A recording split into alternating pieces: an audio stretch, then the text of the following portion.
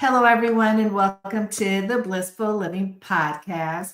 I'm Dr. Rochel Marie Lawson, the Queen of Feeling Fabulous, with another phenomenal episode for you all today. So, first of all, if you like the show, subscribe to it so you get advanced notification of the guests and what we're going to be talking about. And now you know, I always say share the show with everyone you love and care about, because the more we can get this information out, the better we can make the world as we travel down our paths to bliss. Now, while I say those things, I also say this: find a place to sit, get something to write with, favorite pen, pencil, piece of paper, your favorite beverage, and take a few moments for yourself so that you can capture the nuggets of gold that the guest is going to be sharing with you all today. And today, my guest is Terry Tucker. So just to pique your curiosity, so while you're getting yourself situated, just want to let you know Terry owns Motivational Check LLC. And we're going to be talking about the four truths we're going to be talking about the four truths to leading your uncommon and extraordinary life. So let me take care of some business. I want to thank our sponsors, Blissful Living for You at Blissful Living, the number 4, the letter U.com. They're here to help you elevate wellness, wisdom, and wealth in your life so that you can not only have the life of your dreams, but you can also live the life of your dreams extraordinary and to the fullest. That's going to be my word today, extraordinary. And then our other sponsor, Blissful Living for You at our other sponsor, All Day Cable Inc. at alldaycableinc.com. It's a telecommunications installation company located in the heart of Silicon Valley, and they install voice data and fiber optic cabling, all things network distribution, so that you can make the right connections the first time when you reach out to your customer, whether you're next door in the next cubicle, across the city, across the country, or across the world. Your telecommunications cannot fail you if you need to make that next big closing deal. And you want to have a partner like All Day Cable in your house to help you with the backbone and network infrastructure that you need to communicate telephonically in today's world. All Day Cable services small, medium, and large corporations. They've been in business since 1990, and they're women owned. So check them out if you have a need at alldaycableinc.com. Okay, so let me tell you about Terry and his phenomenalness in the world. He is Terry Tucker. His company is Motivational Check LLC. Terry is an author, speaker, and podcast guest on the topics of motivation, mindset, and self-development.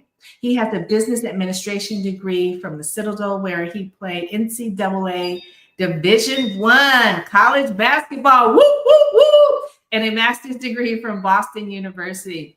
Among his diverse professional roles, Terry has been a marketing executive, a hospital administrator, a SWAT hostage negotiator, a business owner, and for the past 13 years, a cancer warrior, which saw the amputation of his foot in 2018 and his legs in 2020. He is the author of the book Sustainable Excellence: 10 Principles to Leading Your Uncommon and Extraordinary Life, and a featured author in the book Perspectives on Cancer: Stories of Healing, Hope, and Resilience. Now, Terry has been published in Authority, Thrive Global, and Human Capital Leadership magazines, along with being quoted and highlighted in books: Your Blueprint for Purpose by John Creekmur, and Audaciousness: Your Journey to Living a Bold and Authentic Life by Maribel Ortega and Helen Strong. And so it is my pleasure to welcome Terry Tucker to the Blissful Living Podcast. How are you, Terry? I am great, Rochelle. Thanks for having me on. I'm really looking forward to talking with you. Well, thanks for saying yes. You have an extraordinary background in really, with regards to our topic today, the 4 truths to leading your uncommon and extraordinary life. I want to jump right into that. First of all, how did this become a purpose for you to share with the masses that need to hear this message? I mean, it's kind of a funny story, but it's a true story. I was on a podcast called My 3 Truths, and it gave me an opportunity to really reflect on what was important, what was foundational in my life. What did I know that would ground me no matter where the pendulum swung in society? And so I came up with the 3 truths. And then the more I thought about it, I added a 4th one. I felt it was so important. It's the legacy truth that we'll probably talk about during this time. So that's where I came up with them. And it's something that, again, I don't purport to have all the answers to what makes a great life, but I've learned a lot of things in my years of being in law enforcement, being an athlete, certainly fighting cancer. And I just like to offer those to people in the hopes that if it works for them, by all means, take it, use it in your life. If it doesn't, find what works for you and incorporate that into your life. I love it. I mean, I think that's a powerful message right there, just opening up to the show with regards to take it or find what's inspiring and what leads you to have that extraordinary life. I don't think there's really that many people on the planet that think about having an extraordinary life. There's so many people that are in the robotic mode and they just go day in and day out, methodically doing what they do and not even thinking about what impact am I having? Is this making me feel like I'm having an extraordinary life? Am I struggling with challenges? You know, is this common? Is this uncommon? How do I even visualize the extraordinary life for myself? Or have I even thought of it's possible being a possibility? And so with you and your challenges and your wealth of experience, it's nice to hear that you do have an extraordinary life. And I'm a basketball fan, so I have to ask you this. What position did you play? Well, I was a forward unless our center got in trouble. And then I was a 6'8" center going up against, guys that were 6'10", 6'11", 7 feet. So.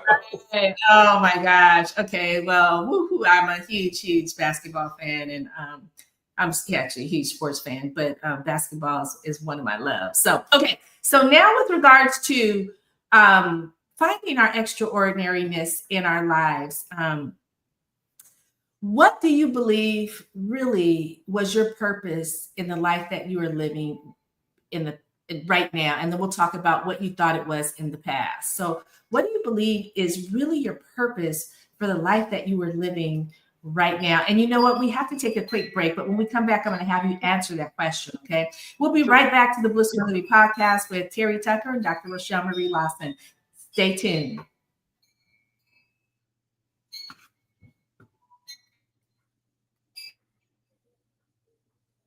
Okay, we are back to the Blissful Living Podcast, and I'm talking with Terry Tucker, and I asked him this question about, before we went to the break, about living that extraordinary life and what he believed his purpose is now. And then we'll talk about what he believed his purpose was prior to discovering what his purpose in life is right now. So go ahead and share with us, Terry.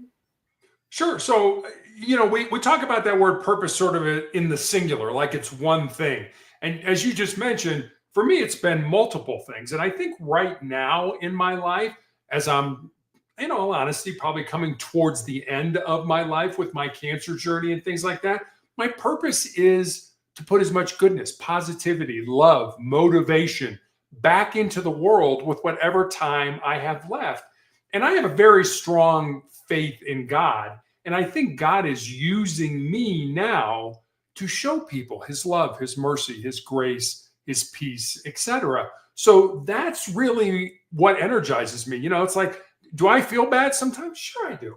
But being purposeful in life is something that's always been important to me, and something right now that I really think it's all about what I'm doing now, being purposeful in God's eyes. You know what's interesting is I had a guest on a little while ago, a couple of shows back, and he talked about purpose being a key to longevity as we age, right? He says so many people retire, and since they retire, first of all, it's exciting for the first couple of weeks or months, and then after that, they feel lost because they no longer have a purpose. When they were going to work, they had a purpose, right? It was a job, but their purpose was to get to the job, but it gave them something to look forward to, even if it wasn't something that was satisfying to them. And so in the past, what was your purpose, or what did you think your purpose was prior to discovering what it is right now? Sure. So I thought when I was younger, I was a college athlete. I really did feel that my purpose was to be an athlete. I ate, drank, and slept basketball. There were times where I actually slept with the basketball. So I felt that was my purpose when I was younger. And then as I grew up and circumstances changed in my life, I wanted to follow in my grandfather's footsteps. My grandfather was a Chicago police officer from 1924 to 1954. And in 1933, he was actually shot in the line of duty with his own gun. Now, I didn't want to follow in that part of his journey, but I wanted to be in law enforcement. It was something I felt it was my calling. It was something that I was supposed to do. And as I said, and then again, my purpose has shifted as I've gotten cancer and the disease has progressed and things like that. So I really feel that, like I said, we talk about purpose like it's one thing. At least for me in my life, it's been purposes, plural, that I've done different things along the way as the circumstances in my life have changed.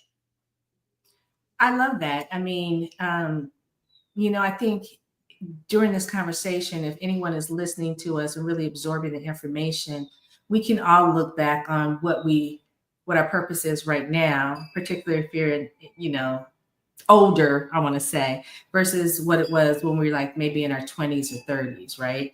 And so it does shift in, being able to put out as much goodness and kindness and love and awareness and in the world is so very powerful. No matter where you are, where you're struggling in your journey, if you are able to do that and give to others, it helps to lighten the burden that you may be carrying on your own shoulders. I do believe that. I learned that through my nursing career, dealing with, traumatically injured people, flying into places where we're, really loading and go at accident or very traumatic things. And what I discovered was that we all want to have the same thing. We all want to be happy. We all want to feel like our life wasn't lived just to be lived, that we left a purpose, we left words of wisdom, we had fun, we had heartbreaks. That's what the whole journey of life is all about.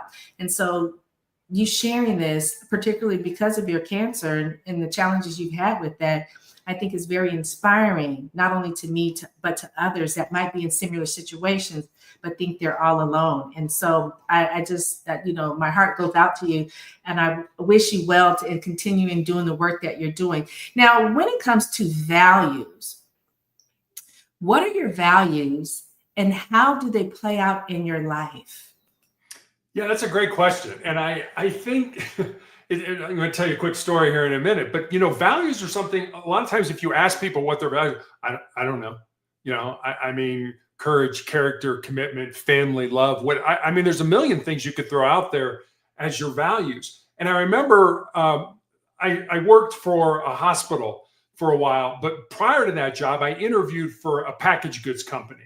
And I spent an hour and a half, it was a marketing position. I spent an hour and a half with the senior vice president of marketing. And Rochel, we spent 90 minutes talking about my entire life from almost the time I was born until I graduated from college. And then the interview was over. And I stood up afterwards and I was like, I've got to ask you, you didn't ask me one question about marketing, about business, about my philosophy on the type of company that you have or anything like that. I said, we just talked about my life from the time of birth till the time I graduated from college. Could you explain that to me? I'm interested. I've never had an interview like this. And this is what he told me. He said, I've got plenty of people around me that'll tell me whether you're a good fit for the team that I'm putting together in this marketing role. Incidentally, I was not offered the job. But he said, what I want is people of good character, people who have good values. And he said, I believe your values are developed in the first 20 years of your life. So that's why I asked you what it was like growing up in your family, what it was like playing sports, having knee surgery, playing ball in college, and things like that. Because that was telling me not so much about your marketing background, but about your values and your character in life. And I thought it was kind of an interesting thing because the other thing he said to me was character or values are caught. They're not taught.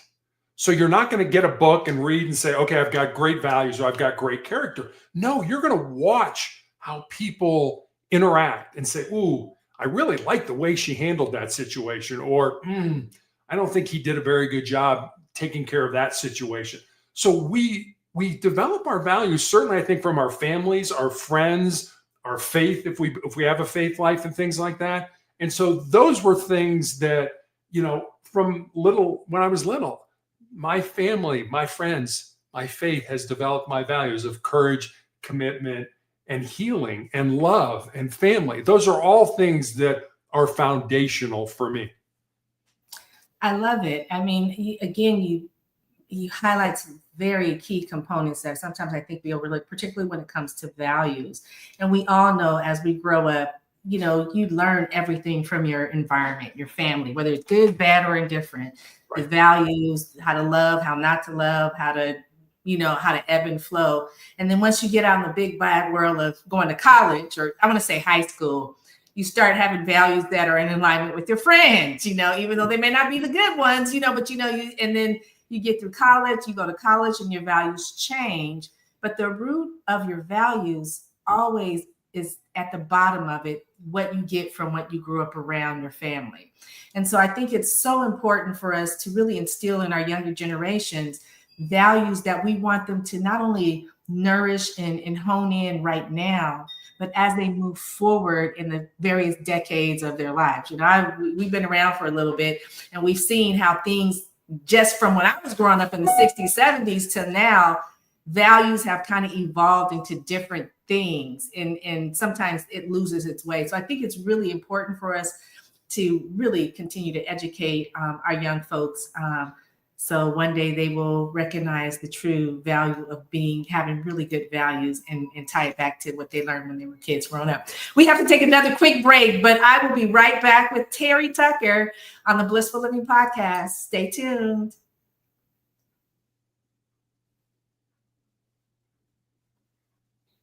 Okay, welcome back. It's me, Dr. Rochel Marie Lawson, and I'm talking to Terry Tucker, and we're having this wonderful, just beautiful conversation.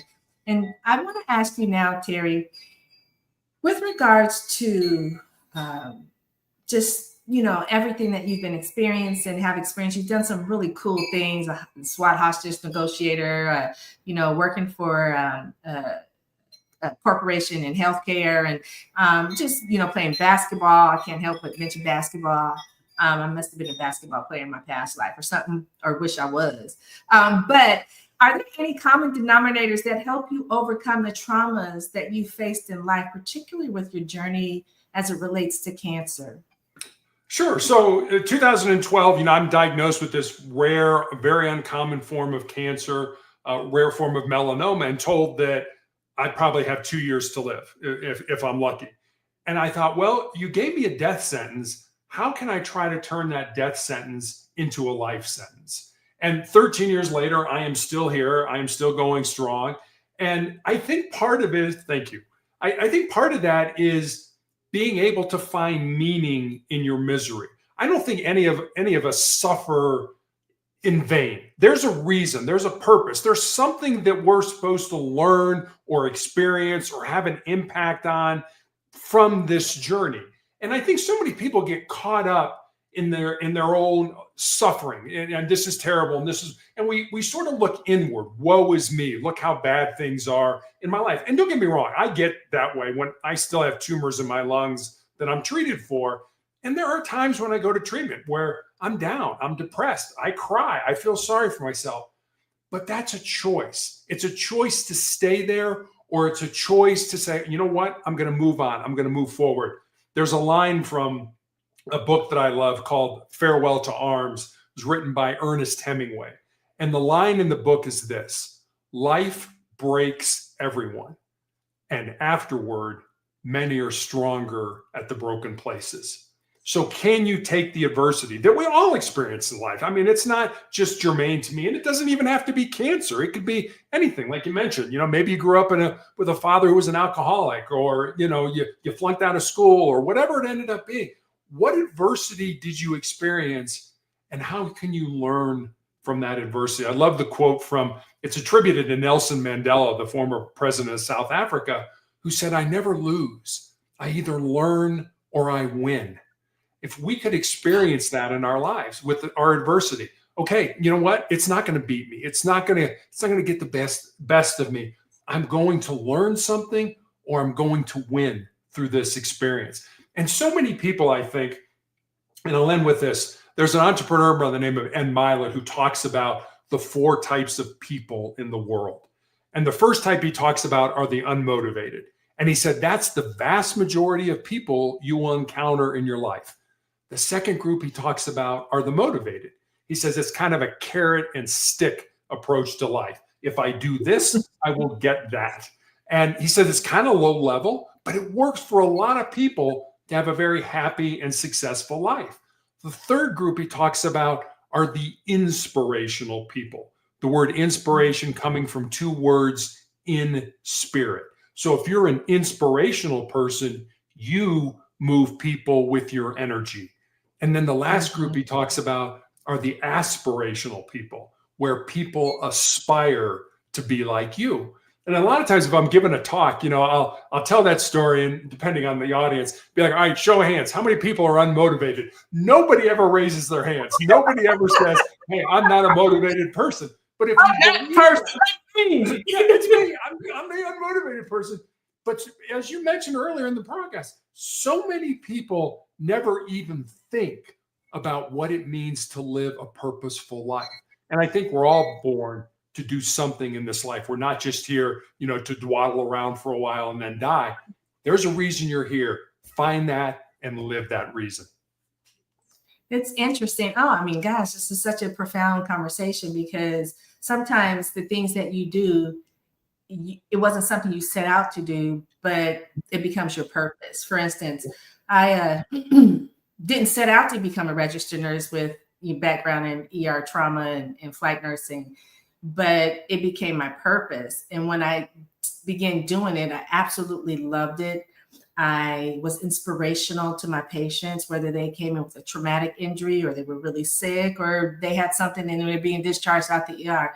I tried to be an inspiration and share with them the good of what was happening in that moment in time and the lessons that should be learned or could be learned to enhance their lives going forward.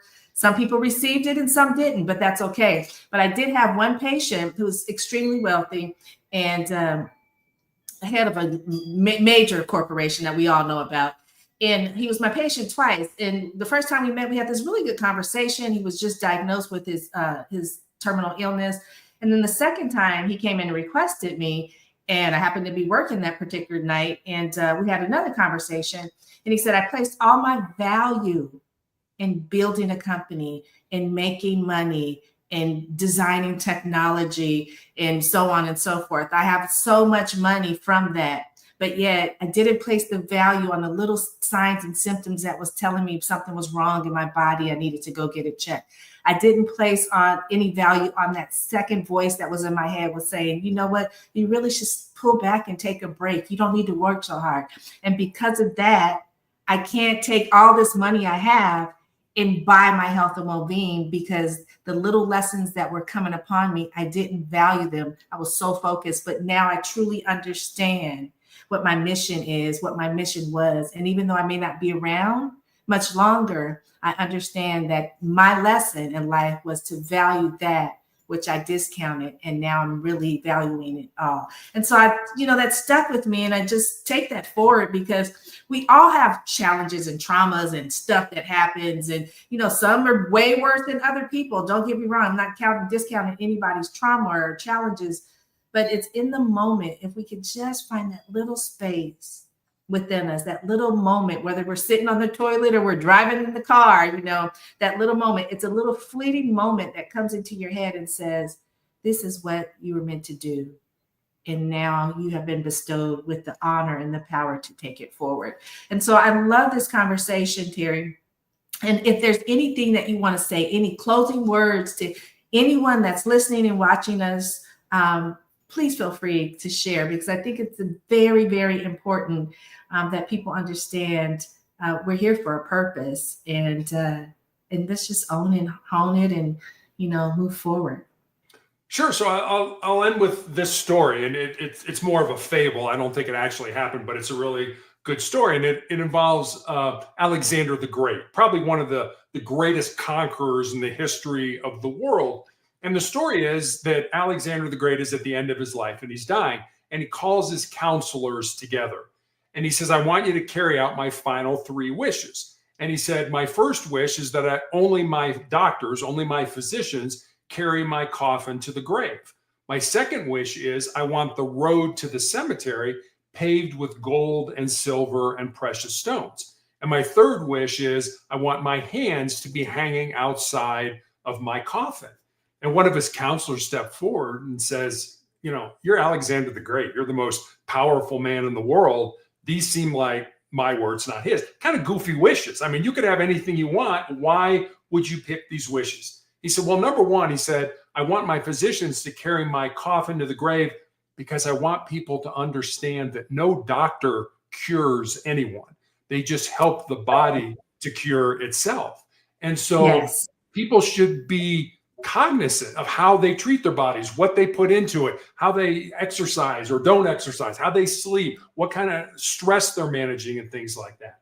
He said the second wish of the cemetery road paved with gold, silver, and precious stones, he said, I want people to understand that I spent my entire life accumulating wealth, power, and influence, and yet none of that is coming with me beyond the grave. I will occupy the same small piece of dirt that the pauper who had nothing is lying right beside me. So chasing wealth, chasing influence is folly, and you should not do it. And then thirdly, keeping his hands outside his coffin, he said, I came into this world empty-handed, and I leave it the same way. I want people to understand what's really important in life. So I think that's just a great story to kind of help us realize or focus in on what really is important in our lives. Wow, what a beautiful story to end with. Oh, so it had the visualizations and the meaning and the connection. I'm imagining them carrying his coffin and all these things. And you know what? Heck, I might even have to adapt that and have my children or something read once I pass, because it's super cool and it's so very true till today. So I want to thank you, Terry, for being a guest on the Blissful Living Podcast. This has been absolutely beautiful, and wish you well in your journey here and continue striving forward. You've got the energy and the je ne sais quoi to do that. Well, Rochel, thanks for having me on. I really enjoyed it. Yeah, and I want to thank all you listeners, viewers. Please, again, share the show, subscribe to it. This is the kind of wisdom that comes across when you tune into the Blissful Living Podcast. I want to thank our sponsors, Blissful Living for You at Blissful Living, 4, U.com, and All Day Cable Inc. at alldaycableinc.com. This is Dr. Rochel Marie Lawson, the Queen of Feeling Fabulous, with my phenomenal guest, Terry Tucker, and we are wishing you a phenomenally prosperous, peaceful, pleasant, and adorable essence in life today. Take good care and goodbye for now.